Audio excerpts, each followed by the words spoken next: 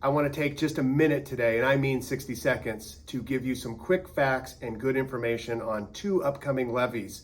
Our Educational Programs and Operations levy, EP&O, pays for nearly 15% of our district operations, which includes over 400 employees, including teachers, nurses, counselors, our school resource officers, all the way through athletics, Bethel Rec, any kind of awesome program that our kids are involved in. Our Educational Programs and Operations levy funds.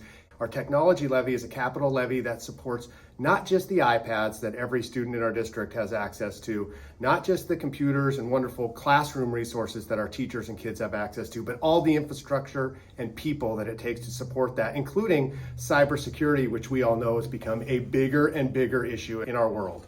Ballots drop mid-January, January 23rd to be exact, in your mailboxes, and it's really important that everybody gets out to vote.